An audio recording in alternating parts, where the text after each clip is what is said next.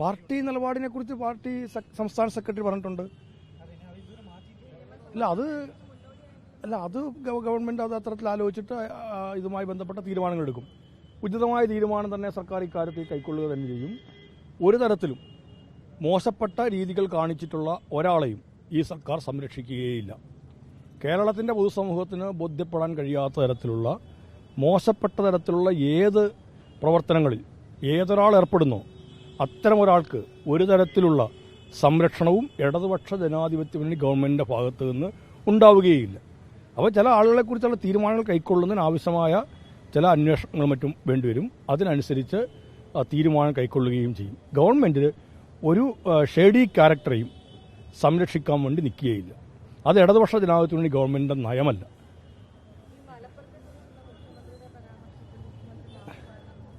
അതൊക്കെ രാഷ്ട്രീയ പ്രേരിതമായി പറയുന്നതായിരിക്കും.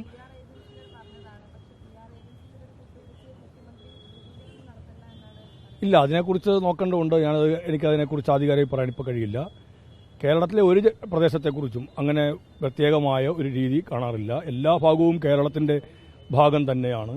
അതിലൊരു ജനതയെയും മാറ്റി നിർത്തിക്കൊണ്ടോ ഒരു ജനതയെയും അകറ്റി നിർത്തിക്കൊണ്ടുള്ള സമീപനം ഇടതുപക്ഷ ജനാധിപത്യ മുന്നണി ഇന്നേ വരെയും സ്വീകരിച്ചിട്ടേയില്ല.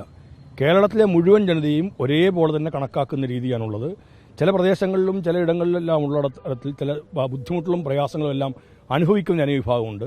ആ അനുഭവിക്കുന്ന ജനവിഭാഗത്തെ ചില പ്രത്യേക ജനവിഭാഗങ്ങൾക്ക് ചില പരിഗണനകൾ കഴിഞ്ഞ കാലങ്ങളിലൊക്കെ ആവശ്യം വന്നിട്ടുണ്ട്. ആ പരിഗണനകളെല്ലാം കൊടുക്കുന്നതിനും ചില പ്രദേശങ്ങളുടെ പിന്നോക്കാവസ്ഥയെ പരിഹരിച്ച് മുന്നോട്ട് വരുന്നതിനും വർത്തമാനങ്ങൾക്കപ്പുറത്ത് നിലപാടുകൾ സ്വീകരിച്ചിട്ടുള്ളത് ഇടതുപക്ഷ മുന്നണിയാണ്, കമ്മ്യൂണിസ്റ്റുകാരാണ്.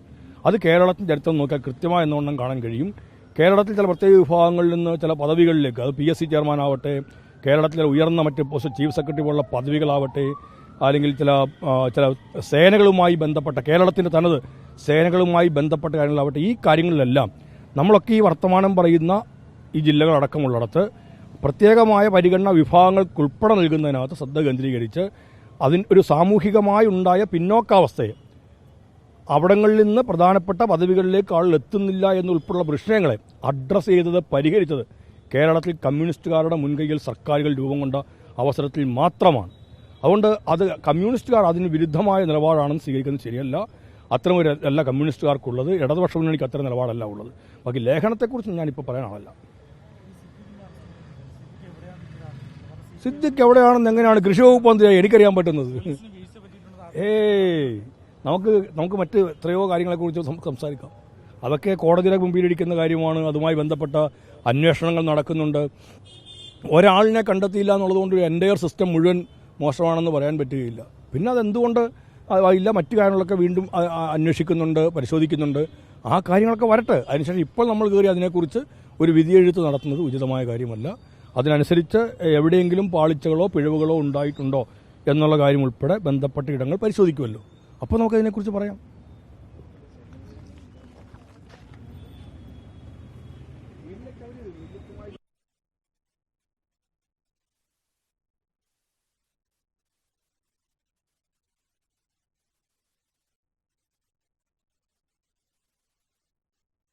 ആ ജില്ലകളിലും മില്ലറ്റ് കഫേകൾ രൂപം കൊള്ളുമ്പോൾ ഒരു ദിവസം ഒരാൾ വന്നിട്ട് മാത്രം പരിശീലനം കൊടുത്താൽ പോരാന്നുള്ളത് കൊണ്ട് IIMR Indian institute of millet റിസർച്ചിലേക്കും നമ്മൾ ആളുകളെ അയച്ച് അവർക്ക് പരിശീലനം കൊടുക്കുന്നതായിരിക്കും. അപ്പോൾ ഒരുപാട് വിഭവങ്ങൾ നമുക്ക് മില്ലറ്റുകൾ കൊണ്ട് ഉണ്ടാക്കാൻ പറ്റും. അപ്പോൾ നമുക്ക് സ്വാദിഷ്ടമായ വിഭവങ്ങൾ, നമുക്ക് സാധാരണ രീതിയിൽ മില്ലറ്റിൻ്റെ കഞ്ഞി, പുട്ട്, ഉപ്പുമാവ് എന്നൊക്കെ പറയുന്നത് ചിലപ്പോൾ എല്ലാം കഴിക്കുമ്പോൾ ഒരു ആൾക്കാർ മടുക്കാൻ സാധ്യതയുണ്ട്. അപ്പോൾ അതുകൊണ്ട് രുചികരമായ ഒരുപാട് ഇനങ്ങൾ ഉണ്ടാക്കിയെടുക്കാൻ പറ്റും. ഒരാളിനെ ഇവിടെ കൊണ്ടുവന്നിരുന്നു ഞങ്ങൾ. അദ്ദേഹം പഞ്ചാബുകാരനാണ്. അദ്ദേഹം വന്നവർക്ക് പരിശീലനം കൊടുത്തിരുന്നു.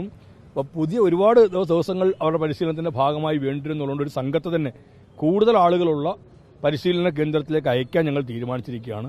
ഇന്ത്യ ഗവൺമെൻറ്റിൻ്റെ മുൻകൈയിലുള്ള സ്ഥാപനമാണ് Indian institute of millet research. ആ മില്ലറ്റ് റിസർച്ചിൽ ഇതുമായി ബന്ധപ്പെട്ട് പരിശീലനം അവർ കൊടുക്കുന്നുണ്ട്. ഒരു നാഷണൽ കൺവെൻഷൻ അവിടെ ചേരുന്നുണ്ട്. ഞാനടക്കമുള്ളവർ അതിൽ പങ്കെടുക്കാൻ തീരുമാനിച്ചിട്ടുണ്ട്. കർഷകരുടെ പ്രതിനിധികളുണ്ടാവും, ഉദ്യോഗസ്ഥരുടെ പ്രതിനിധികൾ ഉണ്ടാവും, അതിൻ്റെ ഭാഗമായിട്ടുണ്ടാവും. മില്ലറ്റ് കൃഷി വ്യാപിപ്പിച്ചാൽ നമ്മുടെ കർഷകർക്ക് അത് വലിയ പ്രയോജനകരമായി തീരും.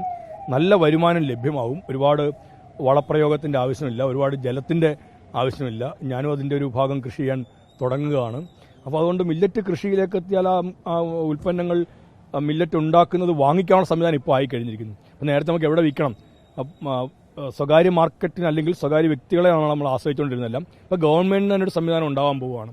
ഇപ്പോൾ ഇത്തരം സ്ഥാപനങ്ങളാവുന്നു, ഗവൺമെന്റ് തന്നെ സംഭരിച്ച് എവിടെയെങ്കിലും കൊണ്ടൊന്ന് കൂട്ടിയിടേണ്ട അവസ്ഥ ഉണ്ടാവുന്നില്ല. 14 മില്ലറ്റ് കഫേകൾ ഉണ്ടാകുമ്പോൾ അത്ര ഇടങ്ങളിലൂടെ ഇത് വിൽപ്പന നടക്കുകയാണ്. നമ്മൾ ഉൽപ്പാദിപ്പിക്കുന്ന മില്ലറ്റ് നമുക്ക് ഇവിടെ തന്നെ ഉപയോഗിക്കാൻ പറ്റും. അതിനേക്കാൾ കൂടുതൽ നമുക്ക് മില്ലറ്റ് വേണ്ടി വരുമെന്നാണ് കണക്കൂട്ടുന്നത്. നമുക്ക് കേരളത്തിന് പുറത്തുനിന്ന് ചിലപ്പോൾ നമുക്ക് മില്ലറ്റ് എടുക്കേണ്ടതായി വന്നേക്കാം. പക്ഷേ പരമാവധി കേരളത്തിൽ തന്നെ ഉൽപ്പാദിപ്പിക്കാൻ കഴിയണം. അട്ടപ്പാടി പോലെയുള്ള പ്രധാനപ്പെട്ട ഇടങ്ങളിൽ ഉണ്ടാവുന്നതിന് ഗുണമേന്മ കൂടുതലാണ്. ആ മണ്ണിൻ്റെയും കാലാവസ്ഥയുടെയും പ്രത്യേകതയാണ്.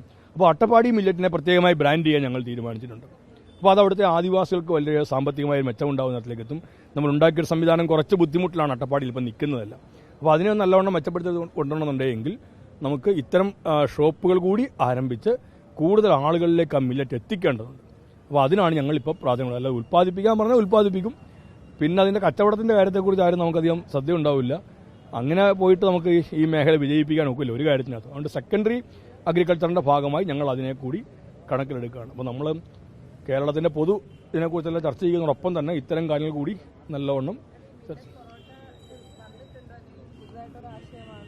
അല്ലെ അവരിവിടെ പിന്നെ ഉണ്ടാക്കാമെന്ന് പറയുന്നുണ്ട്. അപ്പോൾ അത് അവർ റൊട്ടി മാതൃകയിലാണ് അവർ മില്ലറ്റ് പൊറോട്ട എന്നവർ പറഞ്ഞൊരു റൊട്ടി മാതൃകയിലാണ് അവർ ഉണ്ടാക്കി കൊടുത്തിരിക്കുന്നത്. നമുക്ക് നോക്കുകയാണ് അങ്ങനെ ഉണ്ടാക്കാൻ പറ്റുമെങ്കിൽ നമുക്ക് അതും ചെയ്യാവുന്നതാണ് കണക്ക് കൂട്ടുന്നത്.